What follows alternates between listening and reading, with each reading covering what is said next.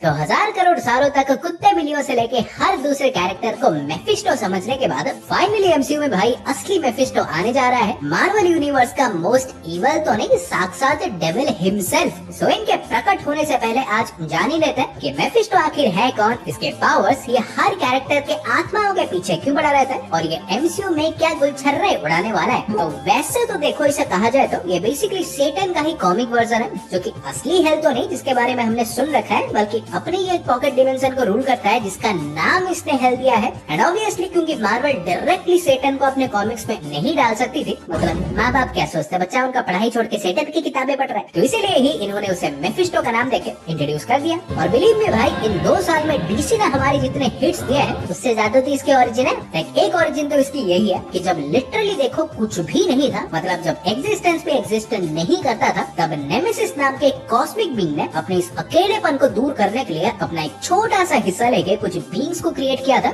जिनमें से guess what, एक मेफिस्टो भी था। बात अलग ये देखते ही कि उसके क्रिएशंस भाई एक नंबर के हरामी लोग हैं। उसने डिप्रेशन में आके अपनी ही टिकट काट ली और बाद में उसी के ही बचे हुए हिस्सों से इन्फिनिटी स्टोन्स भी बने थे। मतलब एक तरह से मान लो कि इन्फिनिटी स्टोन्स और मेफिस्टो भाई बहन ही है। लेकिन एक और ओरिजिन भी जो बताया गया है कि इस मिस्टर एम के जन्म का कारण कोई और नहीं बल्कि खॉन्सू साहब के पिताजी यानी अटम द सन गॉड ही है। ये भी दिखाया जा चुका है कि बेसिकली जब अटम ने demo God the God eater का रूप लेके धरती के सारे दुष्ट पापी एल्डर गॉड्स का खात्मा किया था, तब उनके टपकने के बाद उनकी जो डार्क एनर्जी बच गई थी, तो उनसे भाई बहुत से डीमंस भी क्रिएट हो गए थे, जैसे कि मोस्ट सेलिंग बुक यानी डार्क होल्ड के राइटर कैथॉन, फॉग, सैटानिस एंड इवन मेफिस्टो का भी, जिसमें स्टार्टिंग में तो बिलीव नहीं करूंगा ये लिटरली एक मक्खी था, बट इवेंचुअली ऐसे आत्माओं को लपेट चपेट के इसने एक डेमोनिक फिगर भी ले लिया। बड़ा बात करें इसके थर्ड एंड फाइनली यानी सबसे रिसेंट वाला ओरिजिन के, वैसे ओरिजिन तो नहीं, बड़े एक तरह से मार्वल ने फाइनली खुद ही दिखा दिया था कि मेफिस्टो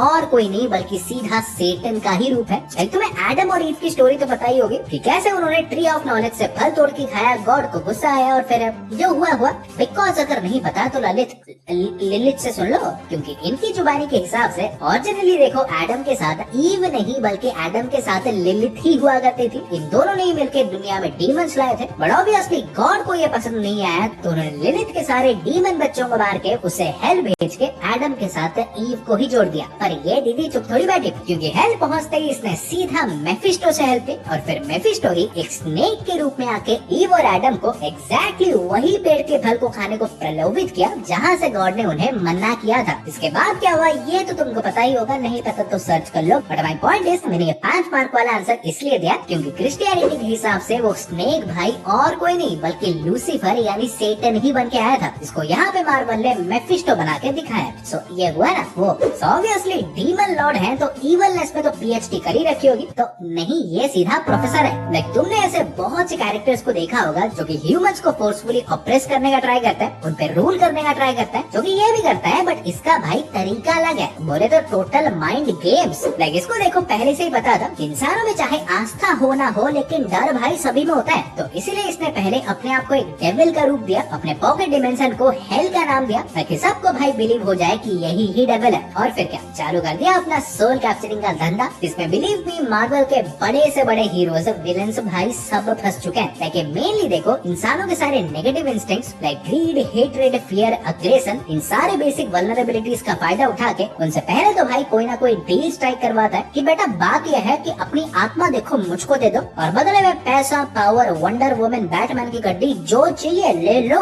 जो कि सीधी बात है, डेस्परेट मनुष्य ऑन द मोमेंट मान तो लेता है, बट बाद में भाई इटर्निटी तक मेफिस्टो उनकी आत्माओं को छोड़ता ही नहीं है। और क्योंकि जितने सोच को कैप्चर करेगा उतना ही पावरफुल बनता जाएगा, तो इसके लिए भाई इसका हॉबी और पैशन दोनों ही आत्माओं को पकड़ना ही है। और पंखे की तो बात ही मत करो क्योंकि ऐसा कोई बहन का पति पैदा ही नहीं हुआ जिससे इसने लिया ना हो। एक बार इसने ओडिन के सोते समय उसकी आत्मा चुरा ली। आंट मे को बचाने के लिए पीटर को बोल दिया कि एमजे से शादी ही मत कर, कोई रीजन नहीं, बस मजे के लिए। स्कारलेट विच ने जादू से अपने जो बच्चे बनाए थे तो उनको भी इसने चुरा लिया। फौजी बच्चा चोर तो भाई यही था, डूम के माँ की ही आत्मा चुरा ली इसने। वैसे बात अलग, अगर ये चुराता नहीं तो विक्टर कभी डॉक्टर डूम ही नहीं बनता। फिर जॉनी ब्लेस ने भी अपने पिताजी मतलब फॉस्टर पिताजी को बचाने के लिए इससे डील कर लिया था, पर इस हरामखोर ने बचाया तो देखो किसी को नहीं, बट जॉनी को अपने फायदे के लिए घोस्ट राइडर भाई डेफिनेटली बना दिया। मतलब बेसिकली देखो एक ऐसा बंदा है जो कि थैनोस या कैंग की तरह एक प्रॉपर बिग बैड तो बन ही सकता है, इनफैक्ट उनसे भी कई खतरनाक। पर इसे सर कॉन्कर करने से ज्यादा दूसरों के लाइफ को हेल बनाने में ज्यादा मजा आता है। और अगर पूछोगे कि अब ये भाई साहब हमारे एमसीयू में कैसे फिट हो सकते हैं, तो बहुत ही वैरायटी और अच्छे तरीके से। लाइक इसके टीजर्स तो आना देखो ऑलरेडी चालू हो ही चुके हैं। जस्ट ही तो कंफर्म हो गया था कि अगाथा ने डार्क कोड पाने के लिए अपने बेटे को मेफिस्टो को ही बेचा था। फिर आयरन हार्ट में भी द हुड को मेफिस्टो से पावर्स तो मिली होंगी, बट अपेरेंटली भाई उसके लिए काम भी करता दिखाई देगा। बस आई डोंट नो कैसे वाले, बट चिंता देखो करो मत, क्योंकि ये बस ऐसे यहाँ वहाँ मुंह मार के नहीं निकल लेंगे। आई थिंक इसका बोथ मल्टीवर्स सागा और म्यूटेंट सागा दोनों में ही एक मेजर रोल होने वाला है। लाइक मल्टीवर्स सागा की बात करूं तो एग्जैक्टली कैंग की तरह इसके भी एक मल्टीवर्सल ग्रुप यानी काउंसिल ऑफ रेड्स तो है ही, जिसे इसने हर यूनिवर्स की रियलिटी बदलने के लिए बनाया था। लाइक मल्टीवर्स के सारे यूनिवर्सेस को मेफिस्टो के वेरिएंट्स ही रूल करते हैं। बट आल्सो भाई multiverse masters of evil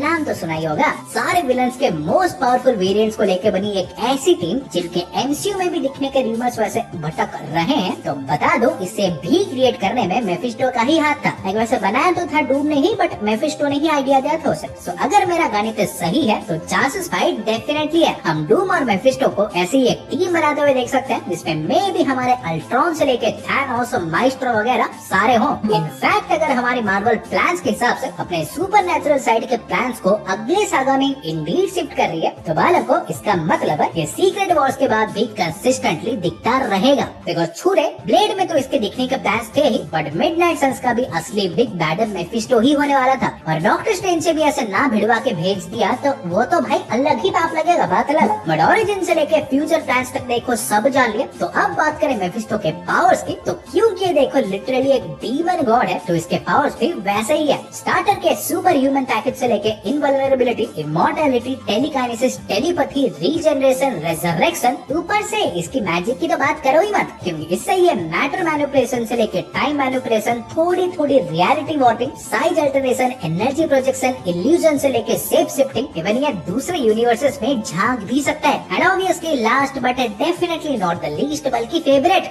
नेक्रोमैंसी AK soul capturing. और इन सब के ऊपर भाई अगर अपने घर यानी हेल में ही हुआ तो भाई भूल ही जाओ, कच्चा पकड़ के भागो, क्योंकि वहाँ इसे हराना ऑलमोस्ट इम्पॉसिबल है। सो मेफिस्टो देखो यही था जो भी था। वीडियो तुमको तनिक भी ऐसे पसंद आई हो तो वीडियो को लाइक करो, वरना बाहर गए होगे कौवे आके समझ लो। और ऐसे राशिकदार कंटेंट पाते रहने के लिए चैनल को सब्सक्राइब कर दो, और मैं तुमसे मिलूंगा एक और वीडियो में। तो गाइस तब तक बाय और टेक केयर।